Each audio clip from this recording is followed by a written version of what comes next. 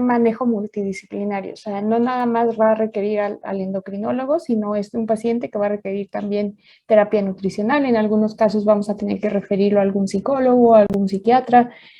En otros casos vamos a apoyarnos del educador en diabetes, si ya tiene alguna complicación o únicamente para tamizaje, pues también hay que apoyarnos de las demás especialidades, como sería el nefrólogo, el oftalmólogo, el neurólogo o cualquier otra especialidad que se requiera. Entonces, en estos pacientes vamos a evaluar las características que él tiene, como su estilo de vida, vamos a ver qué cosas vamos a modificar, qué enfermedades tiene adicional a la diabetes y cómo esto va a impactar en el manejo para la diabetes. Así como características clínicas, el sexo, la edad, la hemoglobina, el peso, toda esta característica. Vamos a ver problemas en cuanto a la motivación, depresión, para identificar si es necesario enviarlo a un servicio de psicología. Vamos a ver también el contexto de nuestro paciente, tanto cultural y socioeconómico. O sea, vamos a depender muchísimo justamente de esta parte para el tratamiento que vamos a dar a nuestro paciente y para el tipo de plan de educación que vamos a tener que ofrecer.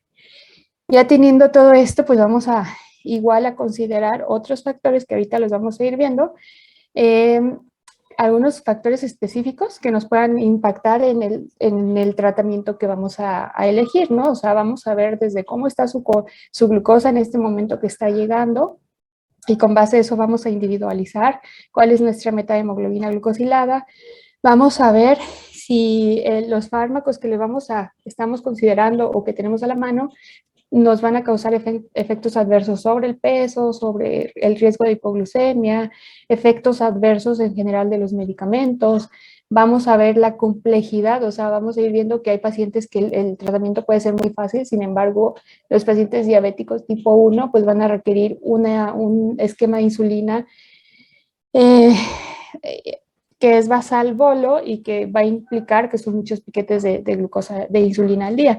Entonces vamos a valorar todos estos factores y con base en esto pues vamos a crear un plan en el tratamiento que tenga que ser individualizado. Esto es súper importante, o sea, ningún paciente diabético se va a tratar exactamente igual, aunque esté tomando los mismos medicamentos. Vamos a ver que cada uno va a tener sus características específicas que lo van a hacer diferente. Con base en esto, pues vamos a establecer nuestros objetivos, que en general, siempre que les hablen de objetivos en medicina y en general para otras cuestiones, vamos a plantearlos en este formato SMART, que son objetivos específicos, van a ser objetivos medidos, o sea, ustedes van a determinar, no sé, en este caso mi medición va a ser a través de la hemoglobina glucosilada, del peso, de la TA, o sea, dependiendo qué objetivo sea, ¿no? Que sean alcanzables, o sea, que sean fáciles de llegar, o sea, que no sea un objetivo de tienes que bajar 50 kilos en una semana, eso es imposible. Entonces, pues fácilmente el paciente se va a frustrar. Que sean realistas, o sea, definitivamente decirle al paciente, de ahorita que tienes hemoglobina glucosilada, te tengo que bajar en una semana 6%, pues eso, o sea, obviamente no es realista por la propia fisiología o fisiopatología normal, ¿no?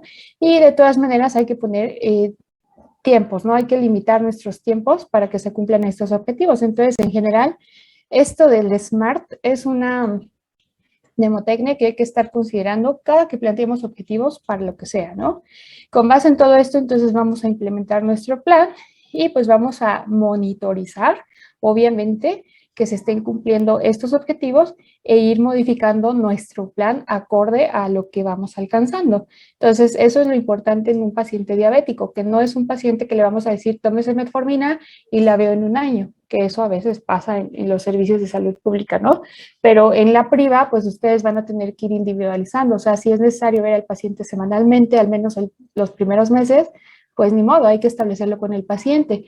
Si el paciente te dice, bueno, sí puedo venir, pero no te puedo pagar, bueno, pues ya ustedes le dicen, bueno, te doy la consulta gratis o te veo cada 15 días o no sé, o sea, ustedes tienen que ir adecuándose también a su paciente.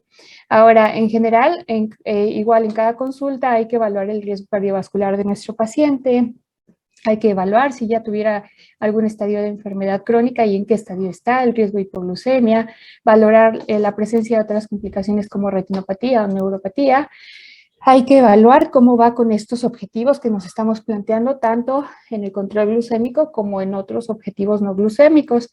Y hay que evaluar qué tanto se está apegando al tratamiento, dónde está fallando este apego y qué podemos hacer para que el paciente mejore, ¿no? Y obviamente referir a las especialidades necesarias, así como a alguien que nos apoye a la educación de la diabetes. Entonces, para poder establecer un tratamiento, yo primero tengo que establecer metas. Entonces, en el paciente diabético vamos a establecer metas de control glucémico y metas de control no glucémico. Esto es importante porque el paciente diabético no solamente va a llegar con la hiperglucemia, o sea, va a ser un paciente que tal vez tenga obesidad, tal vez tenga dislipidemia, que tal vez tenga obesidad, que tal vez tenga el riesgo de hipoglucemia. Entonces, tengo que evaluar todos estos factores y también establecer objetivos que serían no glucémicos, ¿no? Entonces, hablando del control glucémico, yo voy a decir que un paciente está controlado cuando tiene una hemoglobina glucosilada menor a 7%, una glucosa capilar preprandial, o sea, ya sea antes de desayuno, comida o cena, en un rango entre 80 y 130 miligramos de cilitro y que tenga un pico de glucosa postprandial, ya sea a la hora o 2 horas después de los alimentos. Ahora es importante decirle exactamente en qué momento empiezan a contar esas 2 horas. Es importante que el paciente sepa que esas 2 horas no son a partir de que terminó de comer, sino son a partir de que empieza a comer. Entonces le vamos a decir al paciente, bueno, se tiene que monitorizar la glucosa después de los alimentos, ya sea 1 o 2 horas después de esto, y la glucosa como máximo tiene que estar en 180. Entonces es importante hacer que el paciente conozca estos objetivos.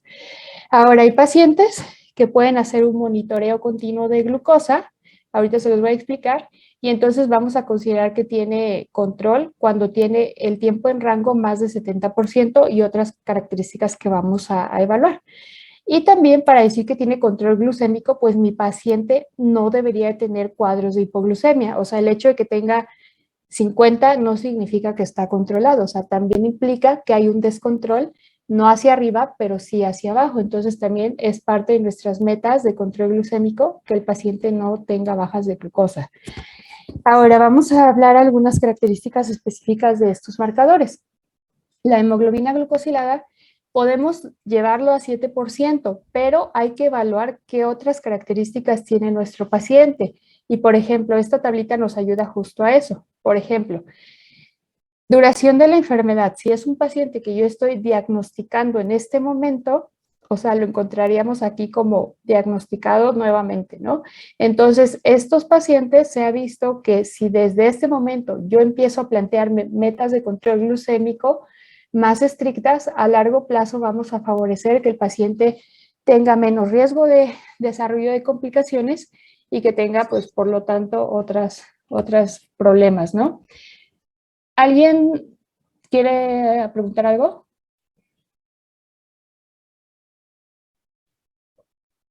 Si voy muy rápido o algo, me dicen, ¿eh? ¿Dudas hasta aquí? Todo bien, doctora, gracias.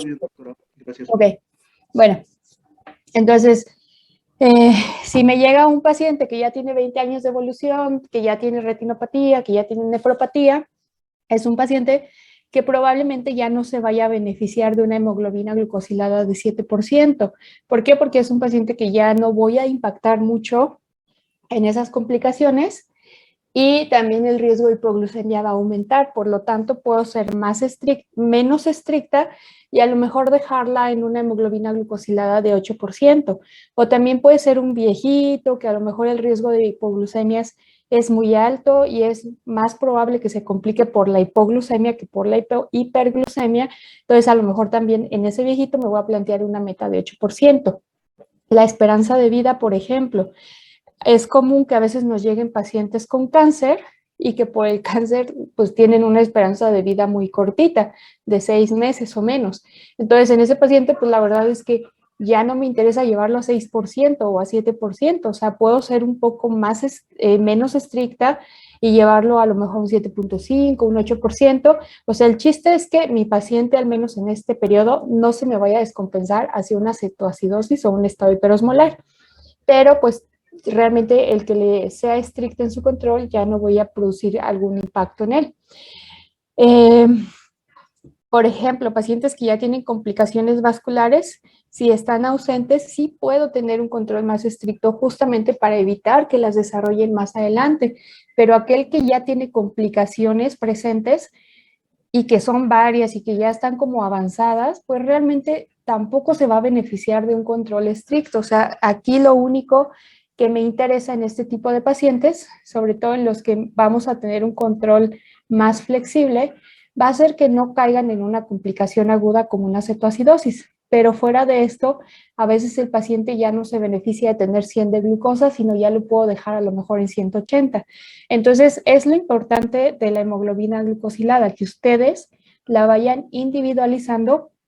Más o menos, esta es una tablita que nos puede ayudar a definir este objetivo, pero al final del día, bueno, ustedes consideren muchas cosas más, ¿no? O sea, aquí esto es súper importante, lo de hasta abajo, los recursos y el sistema de soporte que tiene el paciente. Me ha tocado, por ejemplo, pacientes ancianos que viven solos y que ellos se hacen cargo de su propio tratamiento para la diabetes. Entonces, es un paciente que si te cae en hipoglucemia, y yo se los pregunto, bueno, si le pasa algo, ¿quién está al pendiente? ¿Quién se va a dar cuenta? Y es así de, hay personas que me han dicho, no, doctora, pues es que mi hijo más cercano vive a 1 hora de mi casa. Entonces, así de, o sea, no, a él no le puedo dejar un esquema muy intensivo de tratamiento. ¿Por qué? Porque de 1 hora que llegue la hija, o sea, el señor ya se convulsionó, ya cayó en coma o qué sé yo. Eh, o tengo por el contrario otros pacientes que ya son viejitos, que son completamente dependientes del cuidador, pero que el cuidador primario realmente está muy apegado al paciente. Entonces es un paciente que a lo mejor va a estar bien cuidado en caso de que haya una complicación. A lo mejor ahí no lo voy a llevar a 7%, pero sí puedo tener un término medio, ¿no? Entonces, es importante considerar a la hora de elegir los tratamientos todo. Aquí en preferencia del paciente, hay pacientes que claramente tienen indicación para iniciar insulina, pero el paciente así se rehúsa y te dice no, y no, y no, y no quiero, y no me la voy a poner. Y pues ni modo, ¿no? Aunque tú como médico sepas que es lo mejor y sepas que ya la necesita, pero pues igual, o sea, si el paciente no quiere, pues no lo puedes obligar, ¿no? Entonces también hay que considerar esos factores, ¿no? Entonces vean cómo la hemoglobina se puede ser hacia abajo o se puede ir un poquito más hacia arriba, pero hacia arriba yo les diría un rango máximo de 8%. Ya llevar a tu paciente, dejarlo en 9%, 10% ya es demasiado alto, pero un 8% es como una meta más o menos óptima en estos casos de este lado, ¿no? Ahora, el monitoreo continuo de glucosa. Hoy en día, bueno, el paciente tiene varias opciones para monitorizar su glucosa. Una es con el glucómetro común y corriente, que nos picamos los dedos las veces que sea necesario. Sin embargo, también tenemos en el mercado varias opciones que nos van a dar un monitoreo continuo. Este es el caso, por ejemplo, se llama Freestyle Libre, que vean aquí, el paciente se pone esta cosita que es como el tamaño de una moneda de 5 pesos.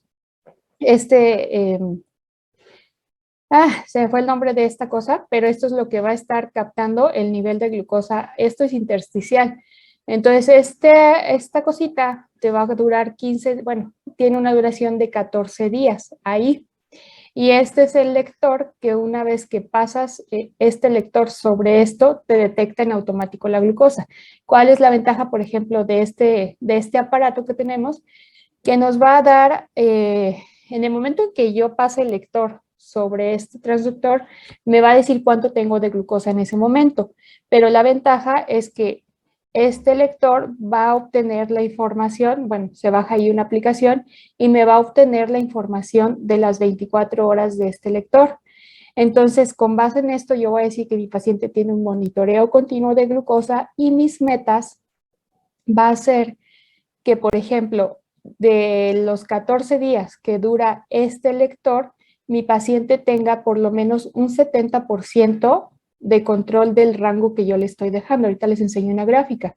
Y también va a haber otras metas, como por ejemplo que mi paciente tenga X porcentaje de una hiperglucemia leve o hiperglucemia grado 2, como aquí lo dicen, o que el paciente tenga X porcentaje, ustedes aquí lo establecen, ¿no? O sea, si ustedes quieren ser muy estricto con su paciente, pues a lo mejor le van a decir, el 100% tiene que estar en este rango, ¿no? Y bueno, pues ustedes ven qué tanto se apega, pero si no, esto es más o menos lo que nos va a recomendar la guía, que sería como, bueno, un control más o menos bueno. Entonces, si ustedes ven, a esto me refiero cuando digo que puedo tener estos objetivos, o sea, el tiempo en rango yo lo establezco. Aquí, por ejemplo, esta línea verde, yo, por ejemplo, la guía me dice, por ejemplo, que este tiempo en rango esté entre 70 y 180. Ay, perdón. Sin embargo, yo puedo cambiar este objetivo, o sea, en vez de 70 a 180, como lo dice la guía, a lo mejor yo le voy a decir a mi paciente, ¿sabes qué? Tu tiempo en rango, bueno, más bien tus cifras de glucosa tienen que estar entre 80 y 150. O sea, eso también se puede ir flexibilizando, ¿no? Entonces, el objetivo es que mi paciente se encuentre en esta meta por lo menos más del 70% de las veces. Ahora, si es un paciente con riesgo de hipoglucemias, a lo mejor ahí voy a poner un tiempo en rango entre 90 a 180, ¿no? Por ejemplo. O sea, ustedes pueden también ser un poquito flexibles con estos rangos. El punto es que mi paciente tenga más de este 70% de tiempo que se encuentre en este momento. Ahora, las hiperglucemias, digamos, leves, que las consideran entre 180 a 250, tiene que estar en general menos del 25%, incluidas estas dos partes, ¿no? Una hiperglucemia leve y una hiperglucemia como severa. Y también hacia abajo, o sea, vamos a definir hipoglucemia severa o moderada de acuerdo a los niveles y de acuerdo a otras cosas que vamos a ir viendo en la clase de hipoglucemia. O entonces también una meta es que mi paciente tenga menos, bueno, aquí dice objetivo, menos del 4%. O sea que menos del 4% del 100% de mediciones, mi paciente debió haber presentado estas hipoglucemias. Entonces, esto tal vez no les toque verlo mucho a menos que se dedicaran a estar meramente con pacientes diabéticos en clínicas especializadas y que tal vez su paciente le llegue con estos monitoreos. Pero si no, la verdad, son caros y muchas veces no se tiene el acceso a esto, ¿no? Pero bueno, si lo tienen, recuerden que ya existen estas metas y que ustedes van a ir haciendo también los ajustes. ¿Para qué? Para que su paciente se encuentre aquí. Y esto es lo que el aparato nos va a dar graficado. Por ejemplo, mi meta es de 70 a 180. Ese es mi tiempo en rango en el que debe de estar el paciente. Y ustedes, por ejemplo, vean aquí cómo va la gráfica, que es esta parte verde, y vean cómo, por ejemplo, entre las 3 y 6 de la tarde, casi que fue como a las 5 de la tarde, mi paciente empezó a elevar la glucosa. Vean cómo va aquí. Entonces, ¿qué pasó aquí? No sé, o sea, tal vez comió demasiado, tal vez le falta insulina. Entonces, esto me va a permitir decirle a mi paciente, bueno, a las 3 de la tarde que haces tu comida, en vez de aplicarte, no sé, 4 unidades de insulina, necesito que te pongas 6 unidades, ¿no? ¿Para qué? Para que ésta siga dentro de este rango y no se me salga. O a lo mejor le voy a dejar la misma cantidad de insulina, pero le voy a decir, bueno, cómete una porción menos de hidratos de carbono. Habitualmente esto nos va a servir más en pacientes que ya dependen completamente de la insulina y en general el monitoreo continuo lo utilizamos en esos pacientes. No lo utilizamos en pacientes con antidiabéticos orales meramente. ¿Por qué? Porque ahí yo no puedo modificar tanto esta respuesta que tiene mi paciente. Pero el paciente que ya está con insulina, las 3 comidas, ahí sí puedo modificar ya sea o la cantidad de insulina o la cantidad de alimentos que va a consumir para que mi paciente el 100% o el 90 o el 80 se encuentre dentro de este rango. Y vean, por ejemplo, en esta otra gráfica que es ya de toda una semana, vean, por ejemplo, o sea, aquí uno puede ir viendo dónde predominan las hipoglucemias y vemos más o menos que casi cercano a la medianoche es cuando mi paciente está presentando las hipoglucemias. Vean cómo. Entonces ustedes ahí tendrán que evaluar qué es lo que está pasando aquí, que mi paciente está presentando las hipoglucemias casi en la misma hora. Y vean también, por ejemplo, estos picos hacia arriba. Aquí nos permite más o menos ver un poquito en qué horario se presentan y ver qué es lo que está pasando, si a lo mejor está coincidiendo con las comidas y eso habla de que nos falta insulina en la comida, o a lo mejor aquí, por ejemplo, casi todo el día estuvo alto. Entonces vean cómo es importante ir conociendo todo esto. ¿Dudas con esto?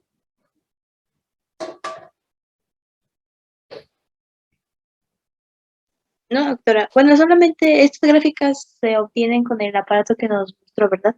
Sí, habitualmente cualquier aparatito que ustedes tengan de monitoreo continuo ya nos permite graficar todo esto. Pero sí, a menos de que ustedes tengan un paciente con un glucómetro y se pique por lo menos 6, 7 veces al día, más o menos podríamos hacer algo similar, pero obviamente no tan estricto como aquí. Pero sí, esto es para un monitoreo continuo, o sea, las 24 horas al día por el tiempo que ustedes decidan. Pero bueno, es para que les digo, no es, tal vez no les toque verlo mucho, pero en algún momento les va a llegar algún paciente, entonces más o menos para que tengan idea de cómo interpretar eso y cómo ir ajustando estas cosas. Ahora, les mencionaba pues que el paciente también tiene metas de control no glucémico, que en este caso, por ejemplo, si mi paciente tiene algún grado de sobrepeso y obesidad y obviamente es diabético, en estos pacientes se ha recomendado que tengan una disminución de más del 5% para mejorar en general toda su salud metabólica y esto aproximadamente en un rango de tiempo de 6 meses. Si mi paciente es hipertenso, hay que evaluar el riesgo cardiovascular. Cuando este riesgo cardiovascular es alto, o sea que mi paciente ya tiene alguna enfermedad aterosclerótica, ya tuvo infarto o algo, o si yo saco una escala y hago el cálculo y el porcentaje o el riesgo que tiene es mayor a 15% a 10 años, el objetivo para estos pacientes sería una presión de menos de 130/80. Ahora, si mi paciente tiene un riesgo cardiovascular bajo, esto calculado con escala de menos de 15% a 10 años, puede ser un poquito más flexible y la meta de tensión arterial en menos de 140/90. Ojo con esto, esto es exclusivo para el paciente que tiene diabetes e hipertensión. ¿Por qué les menciono esto? Porque cuando no tiene diabetes, las metas de hipertensión cambian un poquito y va a depender de otros factores. Pero entonces estas metas son exclusivas para el paciente que tiene diabetes y que tiene hipertensión. Ahora, cuanto al perfil de lípidos, que es otro de los metas no glucémicas que debe tener mi paciente, el colesterol total hay que tratar de bajarlo a menos de 200, triglicéridos a menos de 150, colesterol HDL que sea más de 40 miligramos en hombres y más de 50 miligramos en mujeres. Y el LDL se va a ir individualizando según el riesgo cardiovascular. La ADA, por ejemplo, menciona que en pacientes con muy alto riesgo cardiovascular, eh, un LDL ideal sería llevarlo a menos de 55. Y un paciente con riesgo cardiovascular alto, que en general se considera que cualquier paciente con diabetes tipo 2 ya tiene riesgo alto, hay que llevarlo a menos de 70. El paciente tipo 1 se dice que una vez que tiene 10 años de diagnóstico de la diabetes, ya lo podemos considerar de riesgo alto. Antes de esos 10 años hay que evaluarlo con las escalas de riesgo. No les puse aquí la escala, pero la que ya tenemos validada en México es una que se llama GloboRisk. Ustedes, digo, en sus clases de cardio habrán visto que está la escala de Framingham, la escala de no sé cuál, o sea, todas esas escalas existen. Sin embargo, no están validadas para la población mexicana.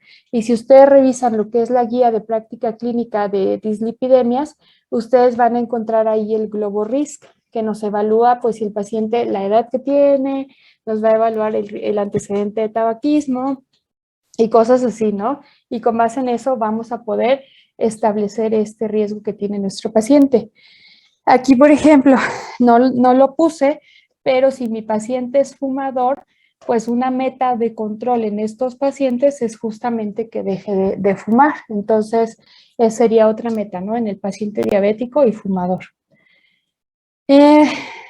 Bueno, ahora hablando del tratamiento no farmacológico, pues va a incluir varias cosas. Una va a ser, digamos, el soporte emocional que tengan estos pacientes ¿Por qué? Porque al final olvidamos a veces como médicos también esta cuestión, pero el hecho de decirle al paciente, oye, ya eres diabético y vas a vivir con esto toda tu vida, el paciente se le viene el mundo encima. O sea, el paciente tiene muy poca información acerca de su enfermedad y entonces cree que ya su dieta va a ser a base de lechugas, zanahorias y pepinos, cosa que no es cierto. O sea, el paciente diabético puede comer todo o piensa que se va a quedar ciego, que ya está destinado a tener hemodiálisis o diálisis peritoneal, o sea, como que el paciente ya se empieza así a imaginar un montón de cosas.